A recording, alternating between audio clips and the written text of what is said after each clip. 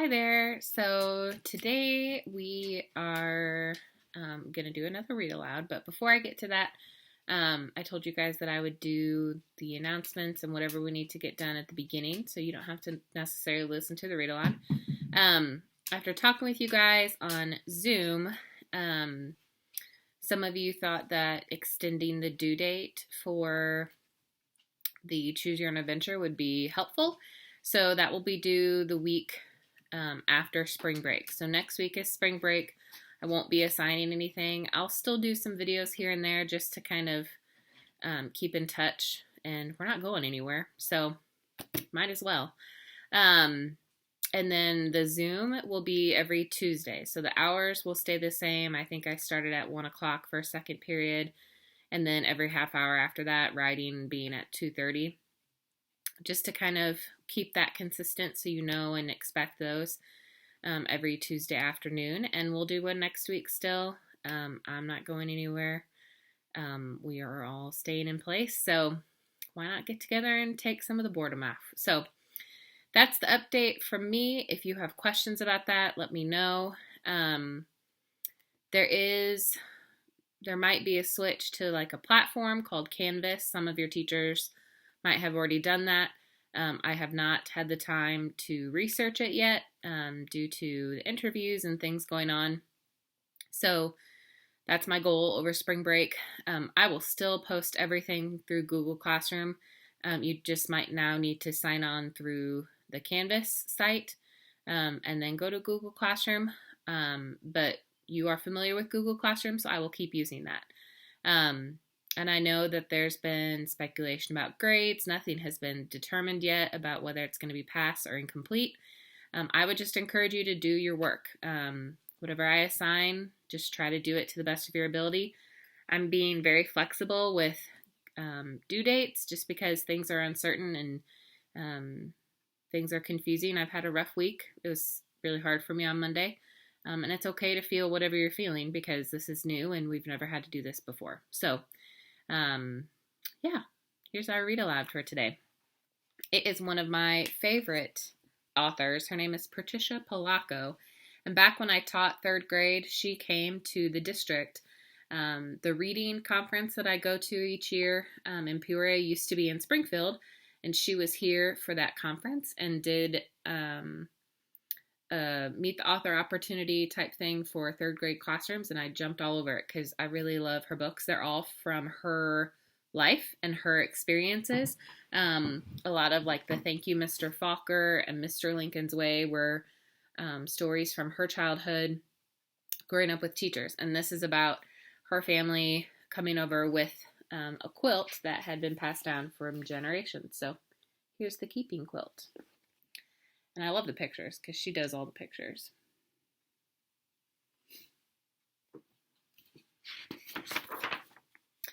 When my great-grandma Anna came to America, she wore the same thick overcoat and big boots she had worn for farm work, but her family weren't dirt farmers anymore. In New York City, her father's work was hauling things on a wagon, and the rest of the family made artificial flowers all day. Everyone was in a hurry, and it was so crowded, not like in back home Russia. But all the same, it was their home, and most of their neighbors were just like them.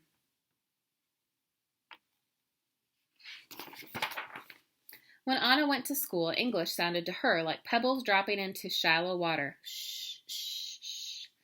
In 6 months, she was speaking English. Her parents almost never learned, so she spoke English for them too. The only things she had left of back home Russia were her dress and the babushka she liked to throw up in the air while she was dancing. And her dress was getting too small. After her mother had sewn her a new one, she took her old dress and babushka. Then, from a basket of old clothes, she took Uncle Vladimir's shirt, Aunt Havela's nightdress, and an apron of Aunt Natasha's. "We will make a quilt to help us always remember home," Anna's mother said. "It will be like having a family in back home Russia dance around us all night."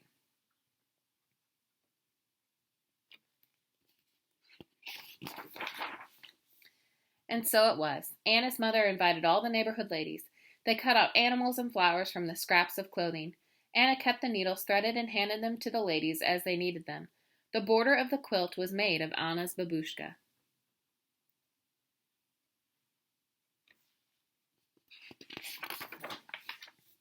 On Friday nights, Anna's mother would say the prayers that started the Sabbath. The family ate challah and chicken soup. The quilt was the tablecloth. Anna grew up and fell in love with great-grandpa Sasha. To show he wanted to be her husband, he gave Anna a gold coin, a dried flower, and a piece of rock salt, all tied into a linen handkerchief. The gold was for wealth, the flower for love, and the salt so their lives would have flavor. She accepted the hanky. They were engaged.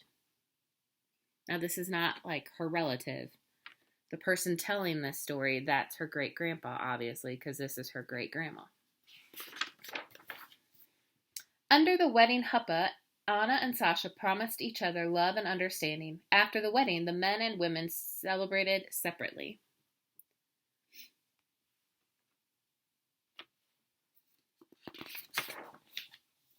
When my grandma Carl was born, Anna wrapped her daughter in the quilt to welcome her warmly into the world. Carl was given a gift of gold, flour, salt, and bread. Gold so she would never know poverty, a flour so she would always know love, salt so her life would always have flavor, and bread so that she would never know hunger. Carl learned to keep the Sabbath and to cook and clean and do washing. Married you'll be someday, Anna told Carl. And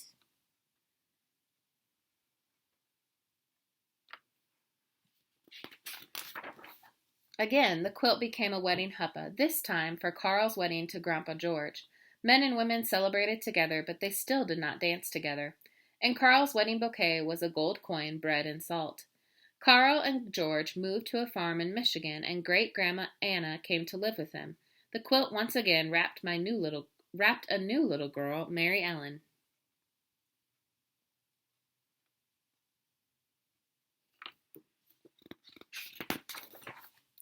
Mary Ellen called Anna Lady Grandma. She had grown very old and was sick a lot of the time. The quilt kept her legs warm. On Anna's 98th birthday, the cake was a kulich, a rich cake with raisins and candied fruit in it.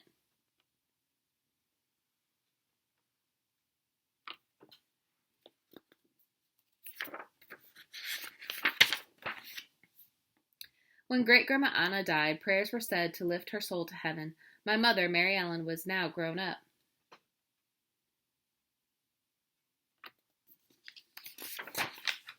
When Mary Ellen left home, she took the quilt with her. When she became a bride, the quilt became her huppah. For the first time, friends who were not Jews came to the wedding. My mother wore a suit, but in her bouquet were gold, bread, and salt.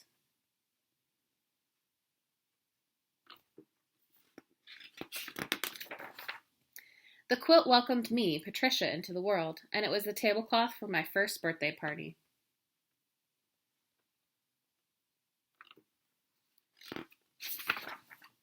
At night, I would trace my fingers around the edges of each animal on the quilt before I went to sleep. I told my mother stories about the animals on the quilt.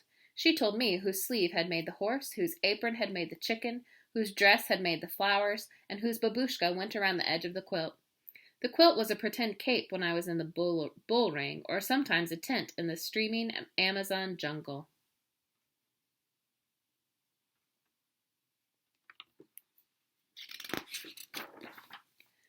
And at my wedding to Anzo Mario, men and women danced together. In my bouquet were gold, bread, and salt, and a sprinkle of wine, so I would always know laughter.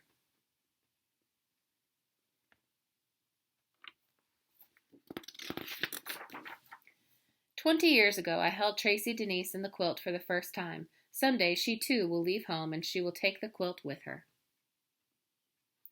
So, cool story. As I was reading this, I remembered that she read this to us, Patricia Blanco, and she brought the quilt with her.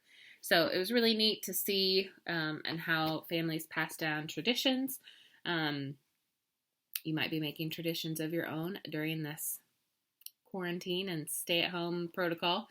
But those are fun to pass down to your families when you get older, and then they can pass it down to theirs. So I hope you enjoyed that. I will be back tomorrow for our last read aloud for a little bit, and then it'll be spring break. So have a good day, stay safe, stay healthy, and I will see you later. Bye.